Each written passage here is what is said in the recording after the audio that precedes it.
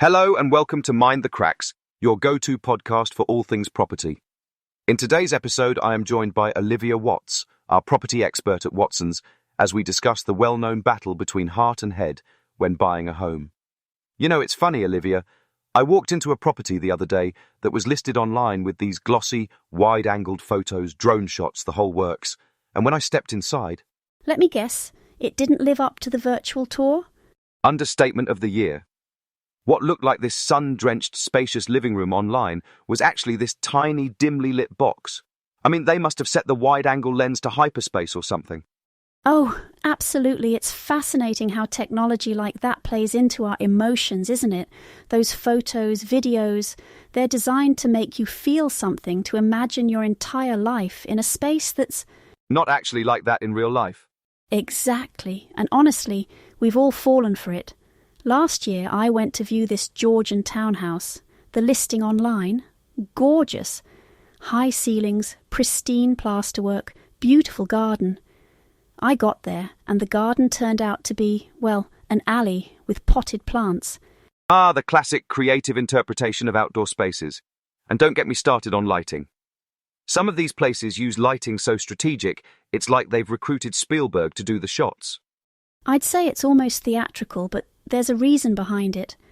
Marketing is about selling a dream. You're not just buying bricks and mortar. You're buying an idea of your future, the life you want to live.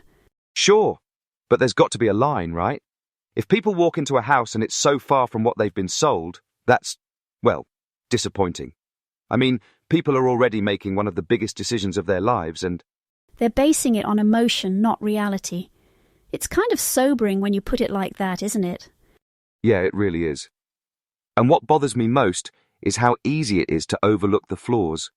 You're standing there thinking, this is it, the dream house, when actually, it can feel like the dream unravels before your eyes. You know, like when you spot something like damp. It doesn't matter how sparkly the kitchen tiles are or how fresh the paint looks. If there's damp creeping in, it's only a matter of time before it makes itself known. And isn't that the thing? The stuff you can't see. That's what really costs you in the long run. I read a report the other day that said nearly 80% of buyers don't get a detailed enough survey, and a good chunk of them end up regretting it. 80%. That's staggering. And yet, I'm not surprised. I can't tell you how many times I've walked into a property where the buyer's glowing from the excitement of the one, only to deliver, well, less than great news. Oh, let me guess. The beautiful country kitchen with rustic wooden beams isn't exactly what it seems. Exactly. Turns out it's more like a science experiment. There was this one place, lovely on the surface, but full-on rising damp in the walls. I mean, you could have grown mushrooms in there. The buyer was devastated. And it's not just damp, is it? Structural damage, subsidence, outdated wiring. A new coat of paint can hide a lot. Oh, the paint trick is a classic. You see a perfectly smooth wall and you think, wow, that's been done up really nicely. Then you dig a little deeper and cracks everywhere underneath. Sometimes I want to say, you're not buying that wall, you're buying what's behind it. That's a great point. And honestly, it's why buyers need to shift their mindset, don't they? The emotional pull of a property, especially with those polished marketing tactics, can cloud people's judgment. Yeah. And it's understandable. When you're looking for a home, you're imagining your life there. Christmas dinners, summer barbecues, cozy nights in front of the TV. You're not picturing rising damp or a crumbling chimney. Which is exactly why surveys are so critical. They cut through the illusion and give you the facts. I mean, no one likes to burst their own bubble, but better now than after you've signed the dotted line, right? Exactly. And the reality is, a survey isn't just about looking for problems. It's about understanding what you're taking on.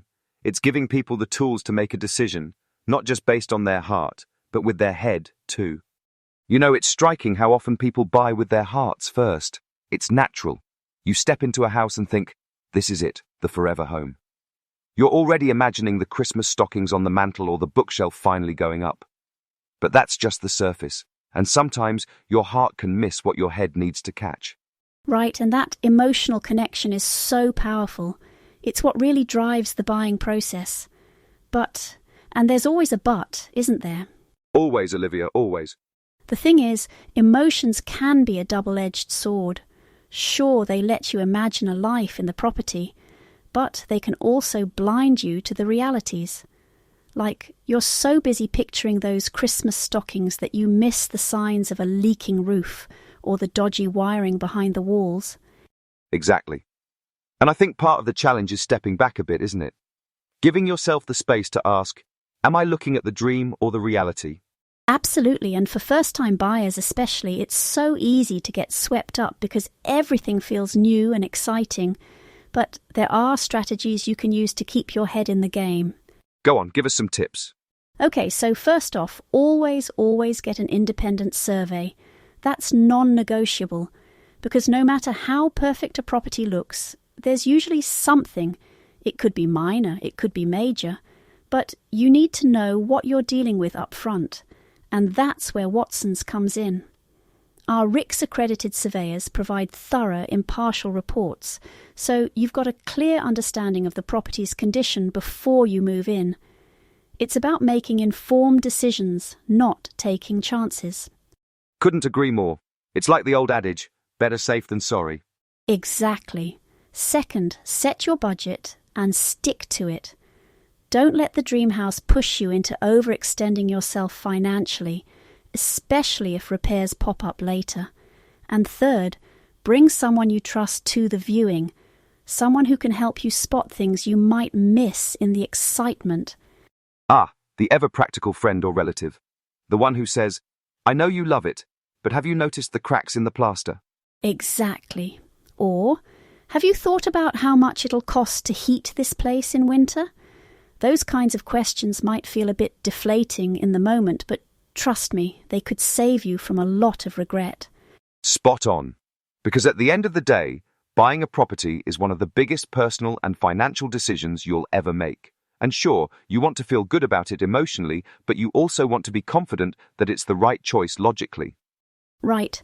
It's about balance. Dream big, but keep your feet on the ground.